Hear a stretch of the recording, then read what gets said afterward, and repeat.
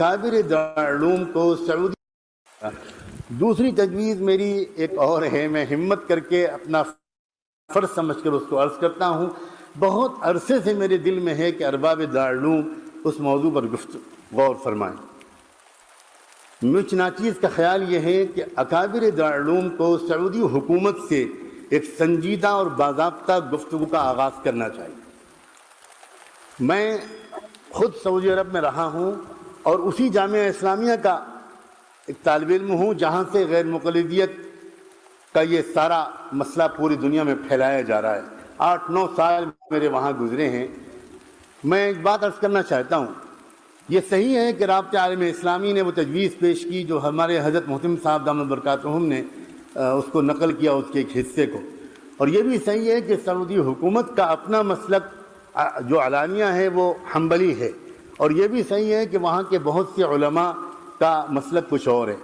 لیکن اس حقیقت کا انکار نہیں کیا جا سکتا کہ غیر مقلدیت کے اس فتنے کو اصل میں ساری طاقت سعودی حکومت سے پہنچ رہی ہے. اس کو نظر انداز کیا جائے گا تو ہم فتنے کے جڑ اور فتنے کے سر چشمے کو کچلے بغیر ہم اس کے امتدادات اور اس کے تسلسل اور اس کے باہر پہنچنے والے اثرات ہی سے لڑتے رہیں گے. میں حوالے کے طور پر پیش کرنا چاہتا ہوں، سعودی حکومت کا جو شعبہ دعوت و ارشاد ہے اور اس کا جو شعبہ توعیت السلام علیکم ورحمۃ اللہ وبرکاتہ. مولانا نے جو سب سے پہلی ہمارا جو یہ وقفہ ہے، اس وقفے میں جو باتیں کہی ہیں انہیں ایک نظر میں جان لیتے ہیں. مولانا کہنا چاہتے ہیں کہ اکابر دارالعلوم دیوبند کو سعودی حکومت سے گفتگو کرنی چاہیے، اور یہ کہہ رہے ہیں کہ غیر مقلدیت کا یہ فتنہ جامعہ اسلامیہ مدینہ منورہ اور سعودی حکومت کی طرف سے پھیلایا جا رہا ہے. یہ دوسری بات ہے. پھر یہ کہہ رہے ہیں کہ غیر مقلدیت کو، جب مولانا غیر مقلدیت کہتے ہیں یا کہہ رہے ہیں تو ان کی مراد اہل حدیث ہیں، کیونکہ غیر مقلد تو بہت سارے ہیں، لیکن مولانا کو جو پریشانی ہے وہ اہل حدیثوں سے ہے. غیر مقلد سے اصل میں نہیں پریشانی ہے، غیر مقلد تو بہت سارے لوگ، پریشانی اصل میں اہل حدیثوں سے ہے. تو اہل حدیثوں کو یہ کہہ رہے ہیں، تو کہہ رہے ہیں غیر مقلدیت کو ساری طاقت سعودی حکومت سے مل رہی ہے، اور مولانا چاہتے ہیں کہ اس فتنے کا سر کچلا جائے. یہ خلاصہ ہے مولانا کی اس گفتگو کا اس وقفے میں. تو یہ پہلا وقفہ تھا. اب ہم مولانا سے یہ کہنا چاہتے ہیں کہ بھئی یہ گفتگو جو آپ سعودی حکومت سے کرنا چاہتے ہیں، اس طرح کی گفتگو تو آپ نے انگریزوں سے بھی کی تھی. آپ کے بڑے بڑوں نے میاں سید نذیر حسین محدث دہلوی کو بھی انڈیا میں اور مکہ میں دونوں جگہ قتل کروانے کی بھرپور کوشش کی تھی. پوری روداد موجود ہے. پچھلے دنوں میں ماضی قریب میں دیکھیں تو آپ نے انٹیلیجنس میں شکایتیں کی ہیں، مسلسل کی ہیں. اخباروں اور رسالوں میں دہشت گرد کہتے کہتے، آتنکواد کہتے کہتے، پارلیمنٹ میں بھی جھوٹ اور نفرت کا پرچار آپ کے لوگوں نے کیا. وہ کچھ اچانک نہیں ہوا تھا، وہ تو سب پلانڈ تھا، پہلے سے چل رہا تھا. ذہنوں میں نفرت اور ذہنوں میں جو ہے جلن پہلے سے موجود تھی، جس کا اظہار پارلیمنٹ میں بھی ہو گیا. تو مولانا صاحب، اصل میں ہندوستان کے جو اہل حدیث ہیں نا، وہ ہمیشہ سے اللہ پہ بھروسہ کرتے آئے. اس جماعت نے دنیا کو بہت کچھ دیا ہے. شریف مکہ کے دور میں بھی، جب یہ سعودی گورنمنٹ نہیں تھی، جب شریف مکہ کی حکومت تھی، اس دور میں بھی حرم اور اہل حرم کی خدمت کی ہے اہل حدیثوں نے. ایک کتاب ہے الدر المنثور فی تراجم اہل صادق پور، جو تذکرہ اہل صادق پور سے مشہور ہے. اس میں آپ دیکھیں گے تو اہل حدیثوں کی بطور خاص مولانا ارادت حسین صادق پوری کی یہ خدمات جو ہے، یعنی شریف مکہ کے دور میں جو خدمات اہل حدیثوں نے دی ہیں، وہ خدمات آپ کو ملیں گی اس کتاب میں. جامعہ اسلامیہ مدینہ منورہ کے قیام سے بہت پہلے وہاں کے لوگ ہندوستان کے اہل حدیثوں سے کسب فیض کرتے رہے ہیں. مثال کے طور پہ شیخ اسحاق بن عبد الرحمن اور سعد بن حمد، جن کے تلامذہ جو ہے محمد بن ابراہیم آل الشیخ اور محمد بن عبد اللطیف آل الشیخ اور شیخ ابن باز وغیرہ ہیں، ان جیسے لوگوں نے علماء اہل حدیث سے کسب فیض کیا ہے۔ اس سلسلے کی ایک معتبر کتاب ہے النجدیون فی الہند، اس میں تمام اس طرح کی ضروری تفصیلات مل جائیں گی۔ رہی ہے سعودی حکومت، تو مولانا صاحب یہ جان لیجئے کہ یہ حکومت بھی ہندوستان کے اہل حدیث علماء اور عمرا کا احسان فراموش نہیں کر سکتی۔ اہل حدیث علماء کے اور عمرا کے جو احسانات ہیں یہ فراموش نہیں کر سکتی یہ حکومت بھی۔ جدہ میں سب سے پہلا لڑکیوں کا جو دینی ادارہ قائم کیا گیا، جس سے خواتین میں عقائد میں اصلاح کا کام ہوا، وہ یہیں بھیونڈی کے شرف الدین خاندان کے لوگوں نے قائم کیا، مہاراشٹرا میں جو واقع ہے۔ اور وہاں جب جب پریشانی کا دور آیا، یہاں کے اہل حدیثوں نے غلہ سے، پیسہ سے، روپیہ سے، ہر طرح سے، ہر شکل میں یہاں کے اہل حدیثوں نے وہاں کے لوگوں کی مدد کی اور ان کے دفاع میں لکھا، ان کے دفاع میں بولا، انہیں نوازا، انہیں یہاں سے چندہ بھیجا، ثبوت موجود ہیں۔ تو مولانا صاحب آپ کو جہاں بات کرنا ہے کیجیے، آپ نے انگریزوں سے بھی بات کی تھی اور آپ بہت سارے لوگوں سے بات کرتے رہتے ہیں، آپ کو جہاں بات کرنا ہے آپ بات کریں۔ دیکھیے اہل حدیث تا قیامت رہیں گے انشاءاللہ، آپ کچل نہیں سکتے۔ یہ آپ کی خام خیالی ہے کہ اگر جو ہے سعودیہ نہیں رہے گا تو یہ اہل حدیث کی طاقت ختم ہو جائے گی یا اہل حدیث ختم ہو جائیں گے، یہ آپ کا ایک خیال ہے، ایک خواب ہے۔ اچھا مولانا، جو یہ کچلنے کا مسئلہ ہے نا، آپ جو کہہ رہے ہیں کہ ان کو کچل دیا جائے، تو دیکھیے آپ نے، میں نے جیسا گفتگو کے بارے میں کہا، کچلنے کی بھی کوشش آپ نے ہمیشہ سے کی ہے، آپ نے بہت کچھ کیا ہے۔ رد اہل حدیث کے شعبے آپ کے ہاں ہوتے ہیں، ہمارے یہاں کوئی، ہمارے کسی ادارے میں، ہمارے علم میں رد دیوبندیت کوئی شعبہ نہیں ملے گا آپ کو، رد بریلویت اس ٹائپ کا شعبہ نہیں ملے گا۔ ہم تمام بدعات و خرافات کا رد کرتے ہیں، لیکن اس طرح سے ہمارے یہاں معاملہ نہیں ہے کہ ہم، کیونکہ دلائل ہمارے ساتھ ہیں، آپ کے پاس دلائل نہیں ہے، اس لیے آپ کو شعبے قائم کرنے پڑتے ہیں، ٹریننگ دینی پڑتی ہیں۔ ہمارے یہاں اس طرح کے مناظروں کی کوئی ٹریننگ وغیرہ نہیں ہوتی ہے، فطری طور پہ کچھ لوگ حاضر جواب ہوتے ہیں، وہی آپ کی باتوں کا جواب دیتے ہیں۔ یہاں ہمارے یہاں ٹریننگ نہیں ہوتی ہے، مناظرے آپ کے یہاں سکھائے جاتے ہیں، اہل حدیثوں کے خلاف کانفرنسیں آپ کرتے رہے ہیں۔ ایک دور تھا جب آمین رفع الیدین کرنے اور کہنے پر آپ لوگ زد و کوب کرتے تھے، مارتے تھے، پریشان کرتے تھے۔ ابھی ماضی قریب میں فتائی طاقتوں کی طرح آپ لوگوں نے جب مختلف طریقوں سے نفرت پھیلایا، تو خاص طور پہ کانفرنسوں کے ذریعہ اس کے اثر سے آپ کی قوم کے مسلکی گنڈوں نے آندھرا پردیش میں مسجد دارالسلام ڈھا دی، وہاں کے ایک دوسرے شہر شاید گھنٹور بولتے ہیں اس کو، وہاں کی مسجد ڈھا دی، اور بھی کئی مسجدوں کو آپ لوگوں نے گرایا یا تعمیر ہوتے وقت فساد مچایا۔ کرناٹک کی ایک مسجد بنتے وقت بھاری بوال آپ نے پیدا کیا، آپ لوگوں کی طرف سے پیدا کیا گیا۔ مہاراشٹر میں منماڑ ایک جگہ ہے، اسٹیشن کے قریب میں ایک اہل حدیث مسجد کی تعمیر ہونے لگی، تو وہاں شور کیا گیا اور آپ کے لوگوں نے الزام لگایا کہ یہ قادیانیوں کی مسجد ہے۔ الغرض آپ لوگوں کی سازشی گفتگو، منافقات، لوگوں کو فتنہ کہنے اور ظلم کرنے، بلکہ آپ کے لفظوں میں یہ جو سر کچلنے کی تاریخ ہے نا، یہ بہت پرانی ہے، یہ بہت زمانے کا ہے۔ آپ کا ایک مولوی علیہ ما یستحق اپنی تقریروں میں باقاعدہ یہ چیلنج کرتا تھا کہ اہل حدیثوں، تم اپنی عورتوں کو مسجد بھیجنے کے قائل ہو تو ہماری مسجدوں میں کیوں نہیں آمین کہنے کے لیے بھیجتے ہو؟ مقصود یہ تھا ان کے کہنے کا کہ جب وہ عورتیں آئیں گی تو ہم وہ کچھ کریں گے جو خانقاہوں اور حلالہ فارموں میں اپنے قبیلے کی عورتوں کے ساتھ کرتے ہیں۔ تو یہ معاملہ تھا۔ تو بہرحال آگے چلتے ہیں، اس طرح کی گفتگو کریں گے تو بات لمبی ہو جائے گی، ذرا سا ویڈیو آگے چلائیے، 1:25 سے چلائیے ذرا، جہاں پہ جملہ چھوٹا ہوا اس کے حائل کے مرکز کے ذرا سا پیچھے کر، اور ذرا سا پیچھے کر، جو پہنچنے والے اثرات ہی سے لڑتے رہیں گے۔ میں حوالے کے طور پر پیش کرنا چاہتا ہوں، سعودی حکومت کا جو شعبہ دعوت و ارشاد ہے اور اس کا جو شعبہ توعیت الجالیات ہے، اس کے حائل کے مرکز کے زیر اہتمام ابھی کچھ دنوں پہلے ایک تقریر کی گئی ہے، جس تقریر کی سی ڈی پوری دنیا میں لاکھوں کی تعداد میں پھیلائی گئی ہے۔ اس میں کہا گیا ہے، اس تقریر کا عنوان ہے کہ صرف قادیانی ہی کافر کیوں، اور پھر اس پوری تقریر کا خلاصہ یہ ہے کہ کہ مرزا غلام احمد قادیانی بلا وجہ بدنام ہیں.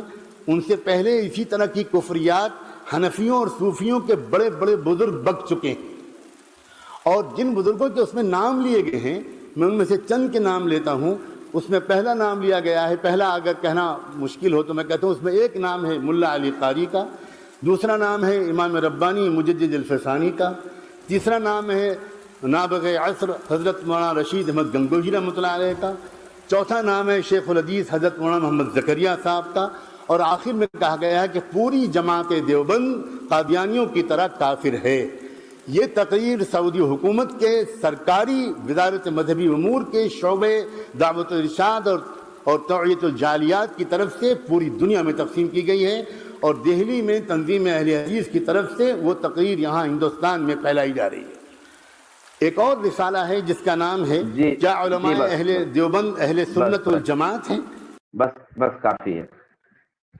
دوسرا شبہ جو مولانا نے پیش کیا ہے وہ یہ ہے کہ حائل مرکز میں توعیت الجالیات سے نشر شدہ کسی تقریر کی بات کر رہے ہیں جس کا عنوان ہے قادیانی ہی کافر کیوں، اور اس کا خلاصہ مولانا کے بیان کے مطابق یہ ہے کہ مرزا غلام احمد قادیانی بلا وجہ بدنام ہے. ایسی کفریات تو بڑے بڑے حنفی علماء کے یہاں موجود ہیں، اور اس تقریر کے آخر میں کہا گیا ہے کہ پوری دیوبندی جماعت کافر ہے. یہ جو جوہری بات ہے مولانا کے اس وقفے میں جو ہم نے بیان پیش کیا ہے، جس کو ہم نے اہم سمجھا، اور وہ ہم نے اس کو خلاصے کے طور پہ ذکر کیا. مولانا نے نام تو نہیں لیا ہے، شاید معراج ربانی صاحب کی طرف اشارہ ہے. تو پہلے تو میں تمام حنفی بھائیوں کو دعوت دیتا ہوں کہ مولانا جس تقریر کی طرف اشارہ فرما رہے ہیں ایک بار یہ تقریر مکمل پورے ہوش و حواس کے ساتھ سن لیجئے. غالباً یہ تقریر 5 حصوں پر مشتمل ہے تاکہ نعمانی صاحب سچ کہہ رہے ہیں یا سچ نہیں کہہ رہے ہیں یہ معلوم ہو جائے. پورا سن لیجئے ایک بار. ہر منصف سے میں گزارش کروں گا کہ یہ تقریر پوری مکمل اے ٹو زیڈ جو ہے مکمل سن لیجئے کہ کیا جو باتیں ربانی صاحب نے کہی ہیں اپنے اس خطاب میں، کیا وہ باتیں سچ ہیں یا غلط ہیں، اور نعمانی صاحب کی بات کیا ہے، سچ ہے کہ غلط. اس کے ساتھ ساتھ اس تقریر میں مولانا نے مختلف کتابوں سے کفریہ عبارتیں پیش کی ہیں. جاننے کی بات ہے جو جس تقریر کی بات کر رہے ہیں اس تقریر میں ہے کیا. اس تقریر میں مختلف کتابوں سے کفریہ عبارتیں پیش کی. مولانا نے یہ نہیں کہا ہے کہ سارے حنفی کافر ہیں، سارے صوفی کافر ہیں. مولانا نے کہا یہ ہے اور جو قادیانی جیسے عقیدے رکھے وہ بھی کافر ہے. اور کہا ہے کہ جن کتابوں کے میں نے حوالے دیے ہیں ان سے جو متفق ہو وہ کافر ہے. تو یہ اصل مسئلہ ہے.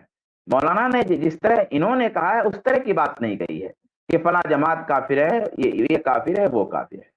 تو آپ کے سوال کا جواب دینے کے لیے ویسے اگر آپ کے رنگ میں یعنی نعمانی صاحب کے رنگ میں اگر سوچا جائے تو مولانا نے ہر فرق درست کہا ہے.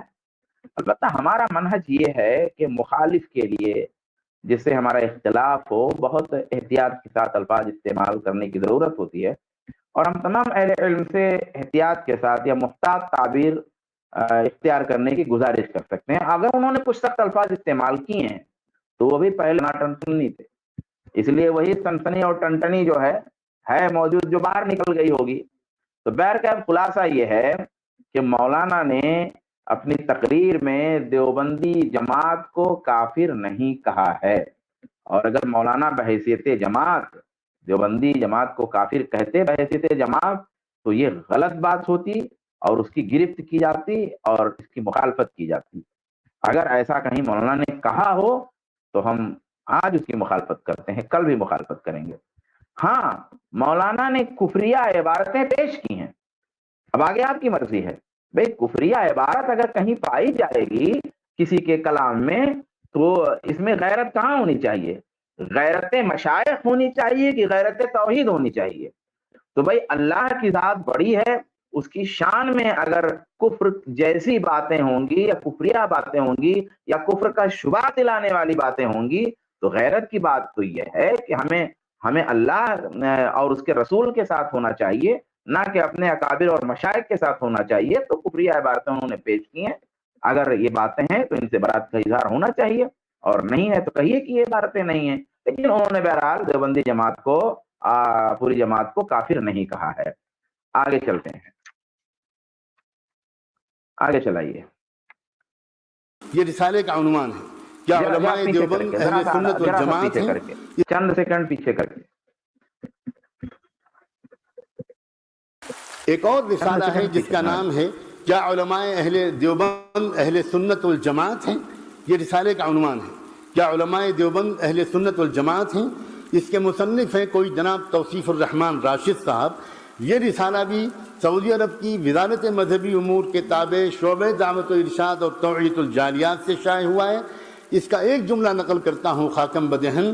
لکھتے ہیں کہ نبی اکرم کے مقابلے میں پیروں، فقیروں اور اماموں کی اطاعت کے داعیوں کے پیچھے نمازیں ادا کرنا حرام ہے. اور آگے لکھتے ہیں کہ ائمہ اہل سنت ان کو مرتدین میں شمار کر کے انہیں واجب القتل قرار دیتے ہیں. جی، مولانا کے الفاظ ہے کہ کیا علماء دیوبند علماء اہل سنت والجماعت ہیں؟ یہ کتاب ہے، اور کہتے ہیں کہ اس کتاب میں یہ بات ہے کہ نبی اکرم کے مقابلے میں پیروں، فقیروں اور اماموں کی اطاعت کے داعیوں کے پیچھے نمازیں ادا کرنا حرام ہے، اور ائمہ اہل سنت انہیں مرتدین میں شمار کر کے انہیں واجب القتل قرار دیتے ہیں. یعنی کہتے ہیں کہ یہ مرتد ہیں اور ان کو قتل کر دیا جائے. یہ مولانا نے پیش کیا ہے. پہلی بات تو یہ ہے کہ اس کتاب میں انتہائی اختصار کے ساتھ علماء دیوبند کے عقائد و نظریات بیان کیے گئے. نعمانی صاحب کو اگر اپنے علم و فضل کا اتنا غرہ ہے تو پیش کیے گئے حوالوں کو غلط ثابت کر دیں کہ بھائی یہ جو نظریات ہمارے علماء کے خیالات، ہمارے علماء کے عقائد ہمارے علماء کے پیش کیے گئے ہیں، یہ صحیح نہیں ہے، اور جن کتابوں کا تذکرہ ہے ان کتابوں میں یہ بات موجود نہیں ہے. یا پھر وضاحت پیش کریں کہ اس کا واقعی مفہوم اس طرح سے ہے. میری تمام حنفی عوام سے گزارش ہے کہ ایک بار یہ کتاب پڑھ لیں تاکہ حقیقت واضح ہو جائے کہ مصنف نے بات جھوٹ لکھی ہے یا سچ لکھی ہے، کیا ہے. دوسری بات یہ ہے کہ کتاب کے صفحہ نمبر 89 پر 89 میں بڑی وضاحت سے یہ بات مصنف نے لکھی ہے کہ ہر دیوبندی کافر و مشرک نہیں ہوتا. اس کو دوسرے لفظوں میں مجھے کہنا ہو تو میں یوں کہوں گا کہ من حیث الجماعت دیوبندی حضرات کی تکفیر ہرگز درست نہیں ہے. یہ حرام ہے کہ من حیث الجماعت جو ہے ان کو جو ان کی تکفیر کی جائے. کسی کے اندر اگر کفر پایا جائے، اشخاص کے اندر، مشائخ کے اندر، علماء کے اندر کفر یا کفر کا شبہ نکیر کی جائے گی، لیکن من حیث الجماعت کسی جماعت کو ایسے کافر نہیں کہا جا سکتا، اس کی تکفیر نہیں کی جا سکتی. تو مولانا نے باقاعدہ یہ بات لکھی ہے. پھر اگلے صفحات میں مولانا نے یہ بتایا ہے، مصنف نے یہ بتایا، جس کتاب کا شیخ صاحب نے حوالہ دیا ہے، کہ گمراہ فرقوں میں کئی طرح کے لوگ ہوتے ہیں. کچھ ہوتے ہیں جو مجتہد مختی ہو سکتے ہیں، یعنی کہ اجتہاد کیا مگر غلطی ہو گئی، ایسے لوگ ہو سکتے ہیں. کچھ جاہل قابل عذر ہو سکتے ہیں، یعنی انہیں مسئلے کا علم نہیں ہے، ان کے لیے عذر ہے، نہیں تکفیر کی جائے گی. فاسق یعنی نافرمان ہوں گے، صرف فسق اور نافرمانی کی جیسے تکفیر نہیں کی جائے گی. گمراہ مشرک جیسے وحدت الوجود کی دعوت دینا، بشر اور انسان کی الوہیت، معبود ہونے کا عقیدہ رکھنا، مردوں سے طلب رزق یعنی جو انتقال کر گئے ان سے روزی طلب کرنا، کچھ لوگوں کو شریعت کی اتباع سے بے نیاز کہنا، یعنی فلاں فلاں صاحب شریعت کی اتباع نہ کریں تو چلے گا، کوئی مسئلہ نہیں ہے. تو ایسے لوگوں پر کفر کا اطلاق کیا جا سکتا ہے. یہ مولانا نے کہا، سب پر نہیں کیا جائے گا، مگر پھر کئی طرح کے احتیاط کی ضرورت ہے. ایسے جو گمراہ مشرک ہیں جن کا عقیدہ اسی طرح کا ہے جیسے میں نے ابھی بتایا، انہوں نے لکھا ہے، تو ایسے لوگوں پر بھی یعنی عقیدہ وحدت الوجود ہے، انسان کو اللہ بنا دے رہا ہے، کچھ لوگوں کو شریعت سے بے نیاز کر رہا ہے، مردوں سے روزی طلب کر رہا ہے، وغیرہ وغیرہ، ایسے کو بھی کفر کافر کہنے کے لیے احتیاط کی ضرورت ہے. مثال کے طور پر ہو سکتا ہے اسے معلوم نہ ہو ہو سکتا ہے اقرار اس پہ زبردستی کی گئی ہو سکتا ہے اس کے پاس کوئی تعویل ہو سکتا ہے غلطی سے بغیر ارادے کے کوئی کفریہ بات ادا ہو گئی ہو، کہہ دیا وغیرہ وغیرہ. پھر یہ کہ متعین تکفیر درست نہیں ہوگی، یعنی متعین کر کے جیسے یہ کہنا کہ بھائی عبداللہ کافر ہے، متعین تکفیر درست نہیں ہوگی. اس کے بعد مولانا کہتے ہیں، کتاب کا صفحہ اگر جو ہے ارشد بھائی لگا سکیں، میں نے بھیجا ہوا ہے، کتاب کا صفحہ لگا دیجئے، وہ صفحہ جس میں یہ بات موجود ہے اور جس کا حوالہ شیخ صاحب دے رہے ہیں، نعمانی صاحب دے رہے ہیں، تو اس کتاب کا ایک صفحہ میں نے اسکرین شاٹ لے کر کے بھیجا ہوا ہے، اگر ممکن ہو تو لگا دیجئے. مصنف اس کے بعد کہتے ہیں کہ یہ سب کچھ احتیاطاً اور استحباباً ہی ہے، کیونکہ مستور الحال کے پیچھے نماز درست ہے. یعنی ان کا کہنا ہے، ضروری نہیں کہ میں متفق رہوں، مصنف کا کہنا یہ ہے کہ کوئی دیوبندی مثال کے طور پہ ہے، ہمیں اس کا جب عقیدہ نہیں معلوم ہے کہ اس کا عقیدہ واقعی خراب ہی ہے، اس کی حالت چھپی ہوئی ہے، تو جو مستور الحال ہے اس کے پیچھے نماز درست ہوگی. پھر کہتے ہیں لیکن مستور الحال والا وصول بہانہ نہیں بنایا جائے گا، اس کو استعمال نہیں کریں گے کہ مستور الحال کو بہانہ بنا کر، بنیاد بنا کر گمراہ مشرکوں. دیکھیے مستور الحال کے پیچھے نماز پڑھی جائے گی، لیکن مستور الحال کو بنیاد بنا کر گمراہ مشرکوں، درگاہوں، آستانوں اور پیروں کے پجاریوں، مردوں کی عبادت کرنے والوں، حلولیہ، اتحادیہ اور وحدت الوجود کے قائل. اب یہاں یہ پوری عبارت دیکھ لیجیے، اب یہ پوری بات ہے. اب کیا کوئی مسلمان اختلاف کرے گا اس سے کہ یہ سب چیزیں شرکیاں ہیں؟ پھر آگے کہتے ہیں اسی میں اور جوڑتے ہیں، اور نبی اکرم کے مقابلے میں پیروں، فقیروں اور اماموں کی اطاعت کے داعیوں کے پیچھے نماز ادا کرنا حرام ہے. سوال یہ ہے کہ کیا آپ یہ عقیدہ رکھتے ہیں کہ کسی امام کی اطاعت کی رسول کے مقابلے میں دعوت دی جائے گی، رسول کے مقابلے میں کسی پیر فقیر کی اطاعت کی دعوت دی جائے گی؟ کیا آپ عقیدہ رکھتے ہیں؟ اور آپ عقیدہ رکھتے ہیں تو اپنی اصلاح کیجئے، توبہ کیجئے، کفر ہے، یہ چیز کفر ہے. تو مولانا نے کہا کہ ان کے پیچھے نمازیں ادا کرنا حرام ہے. ائمہ اہل سنت ان کو مرتدین میں شمار کر کے انہیں واجب القتل قرار دیتے ہیں، یعنی جو مشرک ہو، گمراہ ہو اور غیر اللہ کی جو ہے، یہ نہیں ہے، یہ اسکرین شاٹ نہیں ہے، یہ چندے کی اسکرین شاٹ ہے، ایک اور ہے. نبی اکرم کے مقابلے میں اور یہ کہتا ہو کہ اللہ جو ہے، یہ بھی نہیں ہے، یہ فتویٰ ہے. ہاں یہ ہے، اس کو بڑا کر سکتے ہیں، اس کو بڑا کر سکتے ہیں تاکہ لوگ دیکھ سکیں.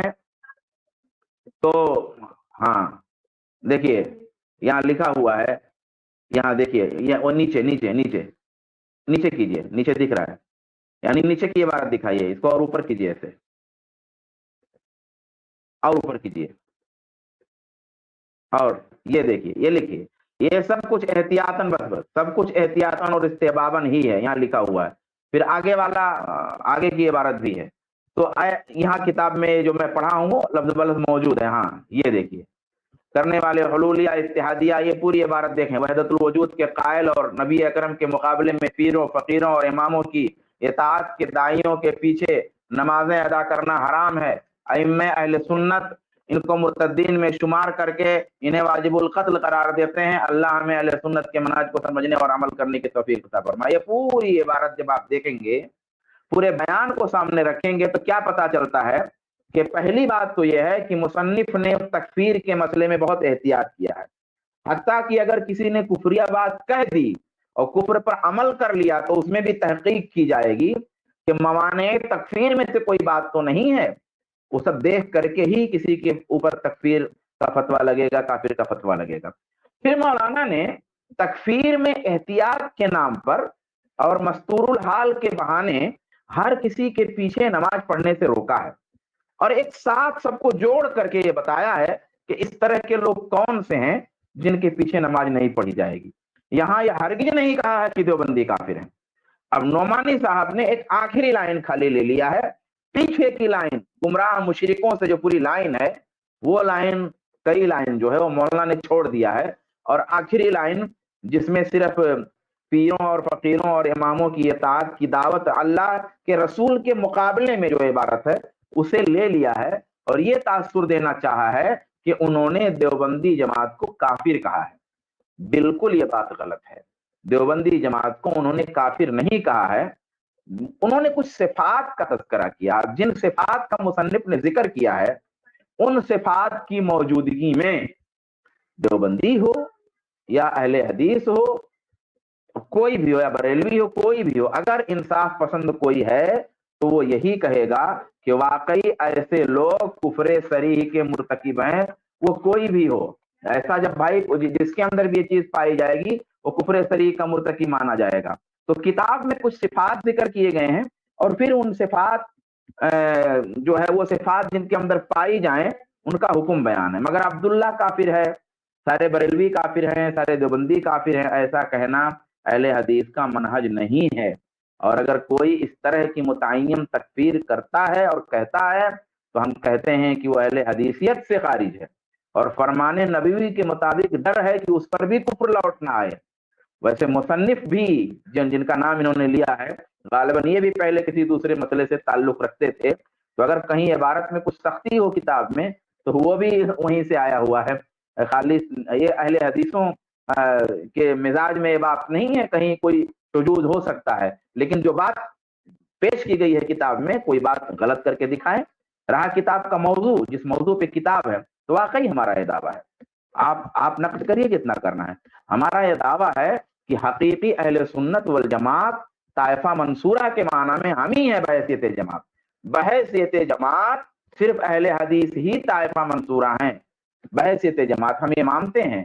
ہاں شیعوں کے مقابلے میں کئی چیزیں مشترکات ہیں کئی، تو ان کے بنا پر ہم دیوبندی کو بھی اہل سنت میں مانتے ہیں، بریلوی کو بھی اہل سنت کہتے ہیں. لیکن رسول اللہ صلی اللہ علیہ وسلم کی حدیث کا جو مصداق ہے اس کی جب بات آئے گی تو من حیث الجماعت ہم اہل حدیث ہی کو طائفہ منصورہ کہتے ہیں، اور اس معنی میں وہی اہل سنت والجماعت ہیں اور دوسرے لوگ نہیں ہیں. پھر یہ فرد واحد کی تصنیف ہے.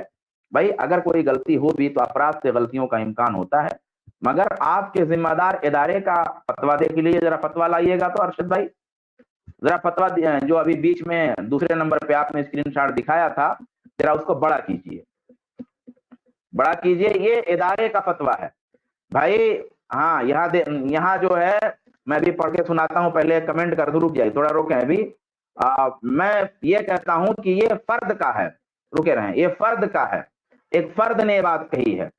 ہاں اگرچہ بات صحیح ہے، ہم اس کا اعلان کرتے ہیں کہ بات صحیح ہے، لیکن آپ کے یہاں تو جماعت کی طرف سے موجود ہے، آپ کے اداروں کی طرف سے بات. میں پڑھتا ہوں، اہل حدیث ائمہ مجتہدین یعنی امام اعظم ابو حنیفہ، امام مالک، امام شافعی، امام احمد بن حنبل رحمہ اللہ میں سے کسی کی تقلید نہیں کرتے. صحیح ہے، اور ان کو برا بھلا کہتے ہیں. 100% جھوٹ، 100% جھوٹ. آپ لوگ حدیثیں گڑھتے ہو کہ جو ہے اس امت میں ابلیس پیدا ہوگا جس کا نام ادریس الشافعی ہوگا، یہ آپ لوگ گھڑے ہو، یہ آپ لوگوں نے برا بھلا کہا ہے، ہم نے نہیں کہا ہے. نیز حضرات صحابہ کرام رضوان اللہ علیہم اجمعین کے اجماع کے منکر ہیں، یہ بھی صریح جھوٹ ہے. اہل حدیثوں کے اصول استدلال میں اجماع ایک بنیادی اصول ہے، اور صحابہ کرام کے اجماع کو حجت مانتے ہیں، صحابہ کرام کے فہم کو بھی حجت مانتے ہیں. جو نہیں مانتا وہ اہل حدیث نہیں. نیز حضرات صحابہ کرام رضوان اللہ علیہم اجمعین کے اجماع کے منکر ہیں، اور کسی ایک حدیث کے ظاہر معنی کو لے کر بقیہ حدیث کا جو صحیح طرق سے ثابت ہے انکار کرتے ہیں. یہ بھی بالکل جھوٹی بات ہے، بالکل غلط بات ہے. اہل حدیث صحیح حدیث کا انکار بالکل نہیں کرتا. اوپر کریے، اس ایک حدیث پر عمل کر کے تھوڑا سا چلائیے، تھوڑا فتویٰ تھوڑا اوپر چلائیے ارشد. ہاں، عمل کر کے اہل حدیث ہونے کا دعویٰ کرتے ہیں، یہ غیر مقلد فرقہ گمراہ ہے اور اہل سنت والجماعت سے خارج ہے. اب آپ دیکھیے یہاں پہ آپ کے تھوڑا سا اوپر کر سکتے ہیں، آپ کے جو ہے فتویٰ کمیٹی سے لکھ کے آتا ہے کہ اہل سنت والجماعت سے خارج ہے. یہ تو ایک فرد نے بات لکھی ہوئی ہے، ایک فرد کی طرف سے بات ہے. کئی جھوٹ ہے اس میں. ائمہ اربعہ کو برا بلا کہنا ہے، اجماع صحابہ کے انکار کا جھوٹ ہے، ایک حدیث کا ظاہر لینا اور بقیہ صحیح روایت کو چھوڑ دینے کا جھوٹ، تمام طرح کا جھوٹ موجود ہے. اور ایک ادارے کی طرف سے بات کہی گئی ہے کہ اہل سنت والجماعت سے اہل حدیث خارج ہیں. تو آپ کس منہ سے یہ ساری باتیں کرتے ہیں؟ ساری ابتدا تو آپ کی طرف سے. انشاءاللہ جو آدھی ویڈیو ابھی بچی ہوئی ہے اس کا جواب انشاءاللہ تعالی ہم آئندہ دیں گے. اللہ تبارک تعالیٰ سے دعا ہے اللہ تعالی ہم سب کو حق سمجھنے، حق پر عمل کرنے کی توفیق عطا فرمائے.